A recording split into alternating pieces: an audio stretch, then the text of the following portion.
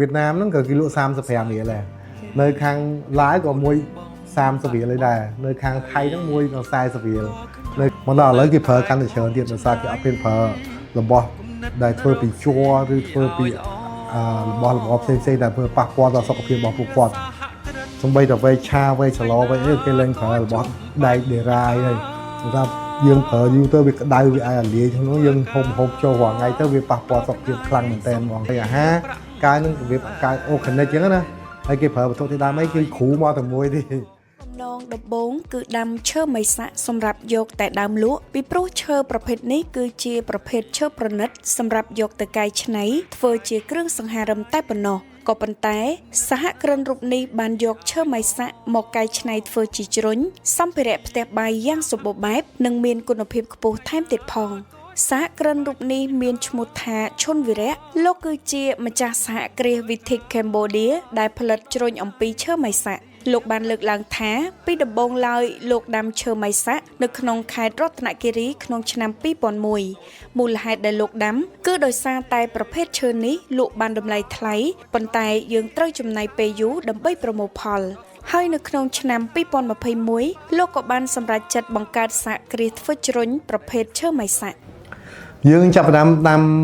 ឈើម៉ៃសាក់ដាំតាំងពីឆ្នាំ 2001 មកប៉ុន្តែយើងដាំពេលយើងដាំយើងអត់ដែលនឹកឃើញថាយើងយកមកកែច្នៃធ្វើជាសម្ភារៈផ្ទះបាយបណ្ឌិតអីចឹងទេបាទយើងដាំគឺសម្រាប់ថាពេលវាធំទៅគឺយើងកាត់លក់ជាឈើជាមូលអីហ្មងអញ្ចឹងណាហើយកាលពីដាំហ្នឹងយើងដាំ20,000 ដើមកាលពីដំបូងដែលយើងរៀបចំដាំហ្នឹងគេថាដាំមួយដើមលក់បាន20 រៀលអញ្ចឹងពេលយើងដាំ20,000 ដើមវាបាន4 លានដុល្លារហើយគេប្រាប់ថាដាំប្រហែលជា8 ឆ្នាំទៅ 10 ឆ្នាំអញ្ចឹងណា ហើយកាលពីហ្នឹងយើងក្មេងដែរតែពេលអញ្ចឹង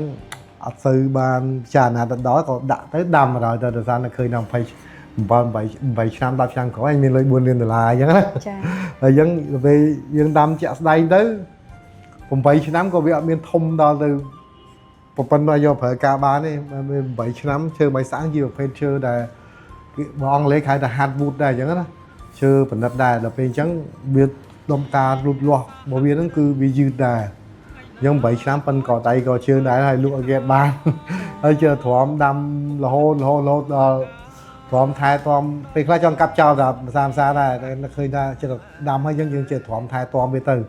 បើថែទាំបានអាយុជាងដល់ចូលឆ្នាំទី 20 ទី 20 យើងក៏ឃើញតាមសារបច្ចេកវិទ្យាឆ្នាំ 2020 ទៅវាបានមើល YouTube មើលស្អីច្រើនហើយយើងក៏ ឃើញគេយកឈើម៉ៃសាក់ហ្នឹងគឺយកទៅកែច្នៃច្រើនប្រភេទខ្លាំងមែនតើហ្មង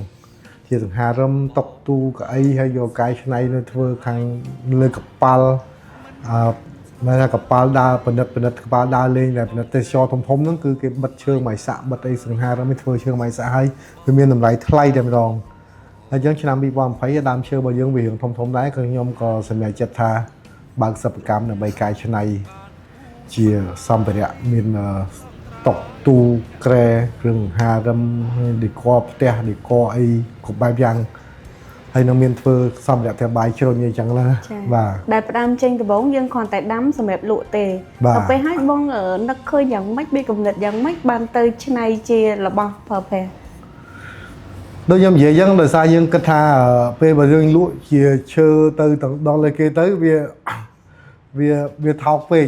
បែរថាដូច គេធ្លាប់និយាយថាស្រុកខ្មែរឈើចាក់ថ្មិញក៏នាំចូលដែរអញ្ចឹងណាវត្ថុធាតុដើមមានមកកក